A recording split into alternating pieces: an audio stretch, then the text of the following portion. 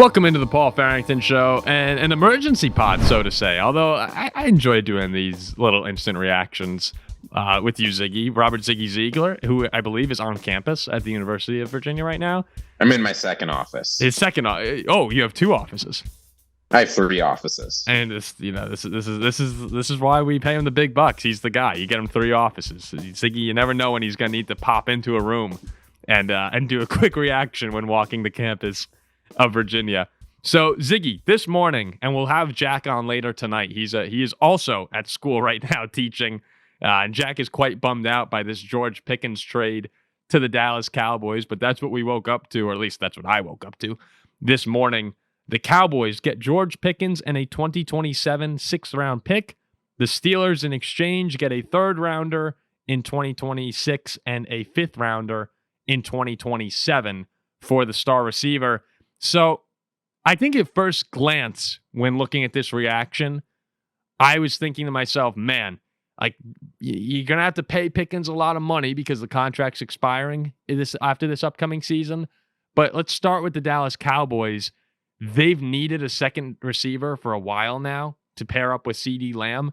And George Pickens, for all the problems that he can have on and off the field, at the end of the day, he's a pretty talented receiver here. Just throw it up to him and he makes some unbelievable catches.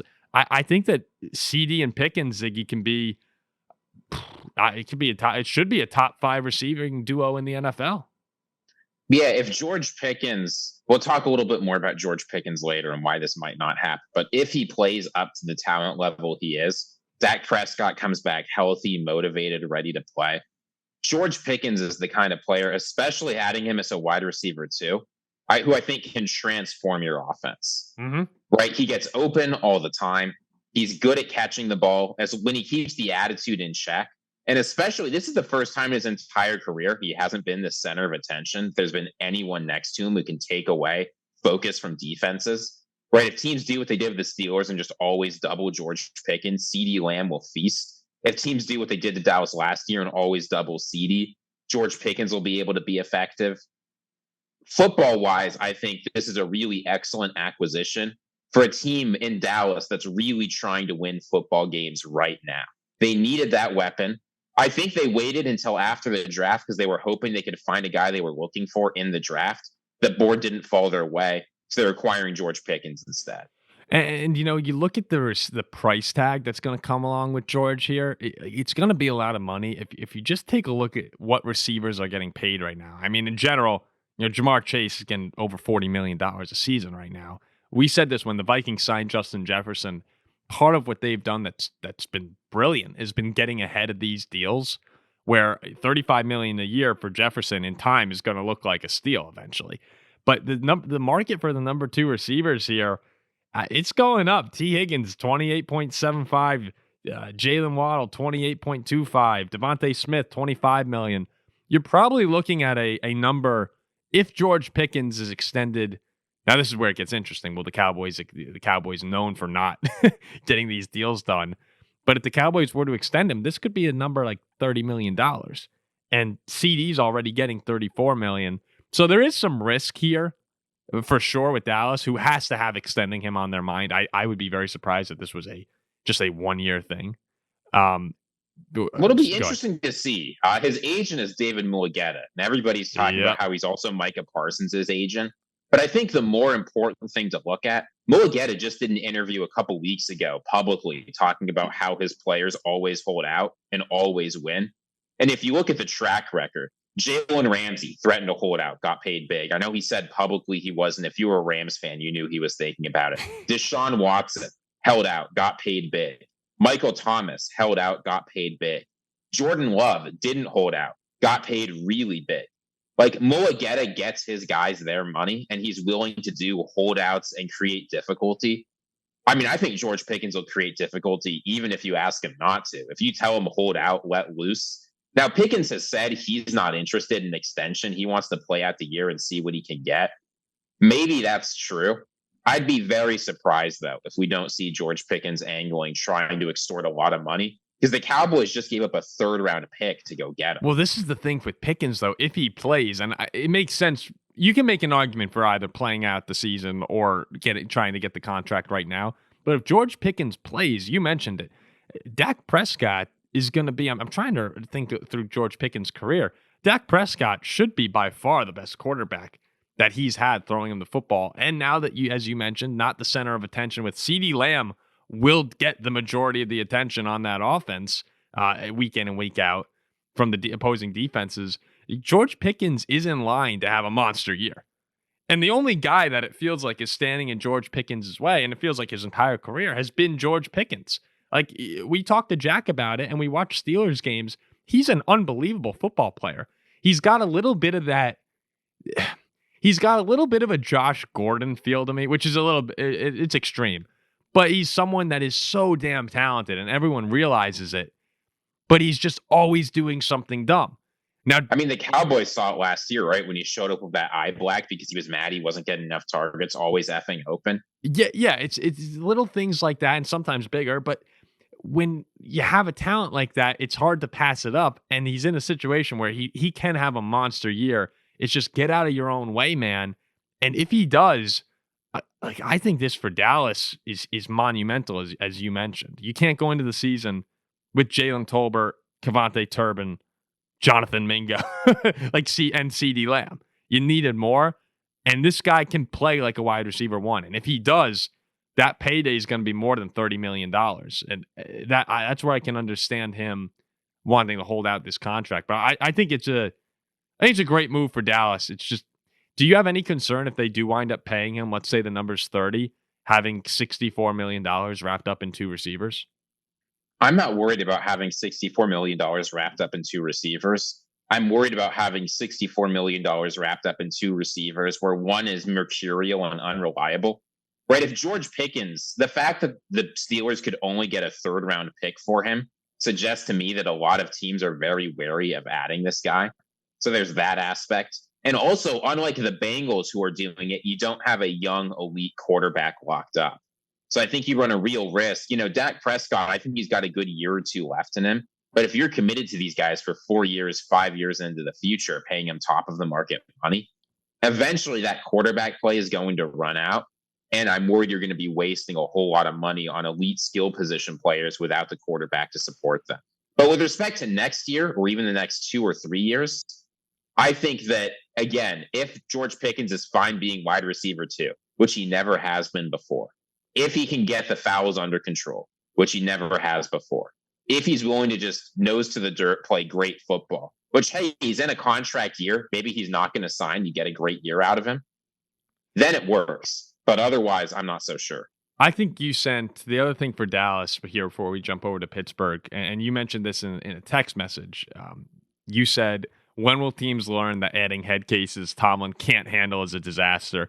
To review, Le'Veon Bell, Chase Claypool, Deontay Johnson, Antonio Brown.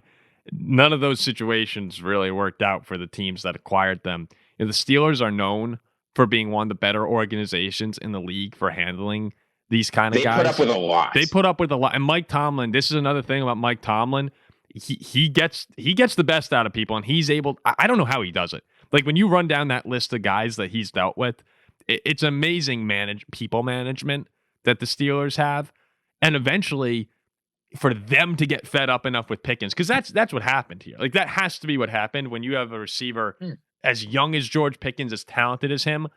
I mean, to just ship him off, Jack said for a worse version in DK Metcalf. I think they're pretty comparable players. I think DK is slightly less talented and significantly more reliable. Yeah, but still, to just send off George Pickens in a league where, there are a lot of good receivers. There are not a lot of star receivers, and George Pickens can be a star. That says something about Pittsburgh being done with him there. But I think you're totally right to acknowledge it. It usually doesn't work out well, and the Cowboys are not exactly the organization that's been best with handling controversial star talent either over the years. So, do you think it's actually going to work out for the Cowboys? Can this be the exception? I think the question is what the Cowboys want. The Le'Veon Bell thing, that didn't not work out because of the personality issues. That failed to work out because he was uniquely suited to play well in Pittsburgh. Antonio Brown at this point was much worse than Le'Veon Bell was. Deontay Johnson, I still have no idea what happened there. That's a weird Chase one. Claypool was just plain bad at football. Like it never worked in the NFL. He was never. I mean, he had one decent season with the Steelers, and that's it. So I don't think you can just look back to the past and say it's not going to work out. I mean, to be fair, I was reading your. No, I get it. I get it. What I'm saying is, I think if your goal was to get a year of high quality wide receiver play, George Pickens can do that. And I think for the Cowboys, given the way their team's constructed, that's something they desperately need. Long term, I worry about George Pickens being the guy. And I think the kinds of contract maneuvering they'd have to do in order to lock George Pickens in long term, I'm not sure it's worth it. So I think a gigantic extension to the tune of DK Metcalf or higher would be a mistake. But look, if George Pickens leaves next year and signs a starter's contract, you're probably getting at least a 4th round compensatory pick back, maybe even a 3rd, depending on how much he plays, how much he signs for, how good he is. So there's definitely ways to recoup the draft capital you spent. I think as long as the Cowboys can get a year out of him without him holding out, he's said whether or not he's being honest that that's what he's willing to do. I think it can work out great for them. The other thing with one more thing on George Pickens that I do think is worth mentioning here is that throughout his career, obviously there's talent there, and there's Jack has come on this show and said he's better than Justin Jefferson, and I think that was a off-season story a year ago, was Pickens versus Jefferson. But throughout his career, he's had 900 yards, 1140, 800. George Pickens has had a solid career, and he's on the field most of the time. But we still haven't actually seen that take over a season. 900 yards starting 12 games is a very good season. Oh no, it's a very good season. But 1,200 yards with the Steelers quarterback situation in 2023 is a great season. Yeah, no, he's had a great season. I think that this is a chance for him to I still want him to break out a little bit more, and I think that can, if he elevates that next step. Now it might be hard having CD there to have a crazy 1,500 yard season, and those expectations. I don't think it will be. Are a little. Those are. I mean, 1,500 is a lot, but he could absolutely. His career highs are 1,140 yards and 5 touchdowns. He could absolutely break both those numbers next year. And that's what I mean. If they were to extend him and give him $30 million a year, those are the numbers you're going to want to be seeing. And that means behaving, staying on the field, which he's generally stayed on the field his career. But you know what I mean? I'm just saying. I stayed on the field and dragged you back 15 yards. Yeah. So I do want to see him. I think that this is an opportunity for George Pickens to elevate, and it's especially with Dak Prescott. So. Well, and if you're George Pickens, that's a reason to not sign a gigantic extension, right? At the 20-25 million. If he really has an incredible year and gets the personality stuff in order, there's a chance some team offers him even more than that. And that could also be a reason for the Cowboys to try and lock this in now, where it could cost them more down the road. I think no matter how well he plays next year, that contract's a mistake. But what, the over $30 million? Yeah, I am not confident that George Pickens. I think you might be able to get him to behave for a year. I do not think long term this is a guy who's ready to dial it in and play honest, hardworking, clean football. Well, that's that's the dilemma with these situations. That's the getting the Tomlin, the Tomlin head case over to your team. But you can't deny the talent. Now, when we look at the Steelers here, Jack is really upset about this. He was excited to see Aaron Rodgers. We're assuming Aaron Rodgers potentially playing with DK and Pickens. It's a strong receiver. I did say the second they traded for DK Metcalf that Pickens was for gone. DK. That I don't know. People got to call him decaf. No, you did say that the second they made that. These two players, they're too similar. They didn't fit with what the Steelers want to do.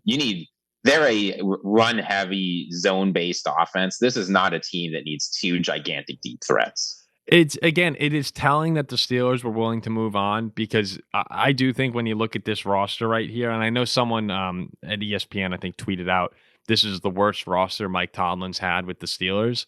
If we just focus on the offensive side of the ball, Mason Rudolph, Jalen Warren, Metcalf, Calvin Austin, Robert Woods, Freiermuth, and then that offensive line, which has had some ups and downs. There's just there is a lack of talent there right now. And again, the quarterback position, even if you bring in Will Howard and you're not giving a lot to your rookie core. I know he's a late round pick, but if you're thinking Will Howard could be the guy, there's not a lot around him. This to me feels like the Steelers. Is this team in a rebuild? Are they moving towards the rebuild? Do they think they're still competitive? It's weird with this Tomlin team that always is slightly above 500 and makes the wild card and then gets blown out.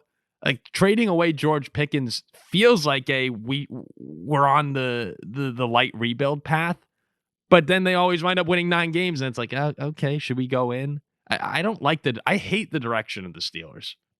Well, it's interesting because, everybody's talking about the offense, but I think this defense is also weaker than a lot of people think it will be. It is. I mean, TJ Watt is getting old. Cam Hayward, Alex Highsmith, Minkah Fitzpatrick. These guys are getting worse every year, not better.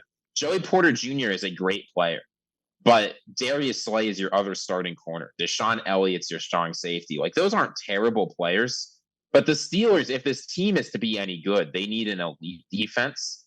That defense, I don't think it's bad. I think Derek Harmon, the rookie, is going to be able to do some stuff, but that sounds more like a slightly above average defense, I think, than a great defense.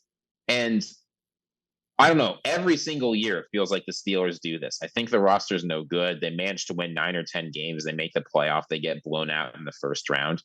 But you're going to find out in the next couple of days what the Steelers' plan is. Because you're right. One way they could be going is cashing out some players, getting some picks. The other way they might be going, if you've got, I think they like Calvin Austin. They need him playing. Obviously, they're going to play DK Metcalf.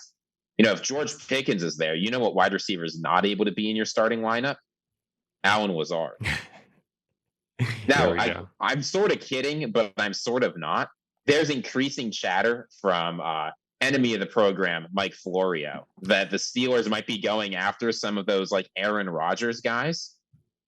I'm starting to wonder if moving Pickens here is really a sign that Aaron Rodgers is not coming to town and they finally come to accept it. I think he's still going to town, and he's been working out with DK Metcalf. He was not working out with George Pickens. To me, it would still be very surprising if Aaron Rodgers doesn't end up a Steeler. But what the move does say to me is that, well, first off, this has to have been the plan the whole time. I have to imagine Aaron Rodgers, it was under some sort of understanding that George Pickens would not be on the team. But it's just if you're gonna bring in Rodgers, the expectation is that you're going for it, right? With Aaron Rodgers for a year. It's weird then to trade the star receiver, someone who would clearly help them in a win now situation. And this is what I mean, where I don't like. I get that the Steelers are a competitive franchise year in and year out to a degree, but I just don't like the direction. If I were a Steeler fan, I'd be really uncomfortable with it. Where if they do sign Rodgers, like, this is not a team that can win the Super Bowl. It's just not. And if George Pickens, would he push them over the top? Probably not. But he certainly helps with Aaron Rodgers. He certainly helps that offense. So, like, what is the plan? Is like the stuff we said about the compensatory picks of the Cowboys, that if Pickens leaves, they can probably get a third or a fourth. The same thing is true for the Steelers. So it's not like they moved Pickens before the draft and added rookies that can be immediate players right now. They're adding players for 2026. So it seems like the calculus was we'd rather have a 2026 third than like a 2027 third or fourth round pick, which that kind of thinking to me does not seem like the sort of thinking from a team that's really going all in to compete now. It's like, I don't know. Are they going to sign Amari Cooper? Maybe. Are they going to sign or bring in Allen Lazard? Maybe. Could it be Gabe Davis? Like, there are receivers available. But there is no question in my mind that moving George Pickens will make the team less talented. So if they're going for the win now season of Aaron Rodgers, it need to be Super Bowl or bust next year. I don't think Aaron Rodgers has one good year left in him, but he certainly does not have two. I don't think he could afford to wait. The Steelers feel old, they feel stale, and they feel like they won't commit to a certain direction. Either go all in and have it blow up in your face, or rebuild this thing and get some young talent in there that you can hope to build on for the future. That's it to me. And that's what, like, as Vikings fans, I think we've done a pretty good job of this over the years, When we have opportunities, we go and we make the moves. You know, in 2009, we did it with Favre. When we saw the writing on the wall with Kirk and that team, remember our defense horrible a couple of years ago. We blew it up. You go and look at the Vikings roster in 2021 or 2020 when Kwesi took over to now. It's all just red lines through players. You have to be willing to look at your team and say, can this team win? And you could have really good players. You know, TJ Watt. And you can do that while being competitive. The Vikings have been competitive every year. But this is something to me when I look up and down the Steelers roster, it needs that refresh. And if they're not going to go with the refresh and they want to say, hey, let's go all in with Rodgers for a year, then go all in. And trading George Pickens, I just don't think that for a third rounder, that's not an all-in move. So it's okay to make a commitment to either direction, and it will probably go wrong. Like if they went all in, they probably don't win the Super Bowl. But at least then they can look in the mirror and say, for fans. Yeah, at least they can say we went for it, and now we need to start over. And I think that would get them further than this middle ground purgatory they've been in for 5 years. And it's, again, if you're building for the future, I think you don't want to wait until Will Howard in the 6th round to take a quarterback. Like I like that you talk about the incoherence because it just feels disorganized. You let Justin Fields walk. You've got no quarterback on the roster. Okay, they trade a 2nd round pick, right? More than they got for George Pickens to get DK Metcalf. Give him the enormous extension Pickens wanted. I'm thinking, okay, maybe they're going all in or maybe Pickens is out. Well, they don't move Pickens before the draft, so they can't get young players who can play for the team this year. I think, okay, they're going all in with Aaron Rodgers this year. Then they move George Pickens for way in the future draft capital. It doesn't seem to me like there's a plan here. So that kind of disorganization, really good teams are decisive, like you said. And it's better to decide early and to be wrong, like to have potential that you didn't fulfill or to try and be great and fail, than to do this kind of indecisive thing. Because honestly, if you add Aaron Rodgers and go all in, the Steelers probably win more games than they're going to win this year. So no, I find this move a little bit frustrating. It feels like the Steelers are just trying to do things the way they've always done them. And honestly, again, Mike Tomlin has won a lot of games. Most NFL franchises would be happy to have him as their coach. But how many playoff wins since the 2009 Super Bowl has that way of doing things actually gotten you?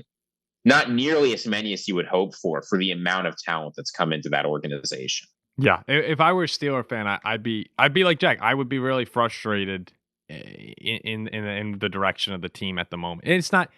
Again, I don't think that this is necessarily a huge loss for the Steelers. Like they can. There's a world where they make a good situation out of this. Surely they were fed up with Pickens.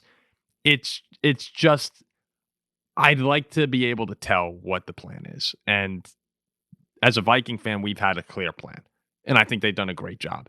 And it's weird. Since 2016, they've won no playoff games. Yeah, that is not an organization that has a plan. No, it's weird seeing it from the Steelers too, because they're like, what do we talk about when we talk about the Steelers? We talk about like organization and leadership, and it's been a weird run for them since Roethlisberger has really fallen off a cliff. I mean, they did the opposite of what the Packers did, right? The Packers, when they sensed Aaron Rodgers was reaching the end, they were decisive.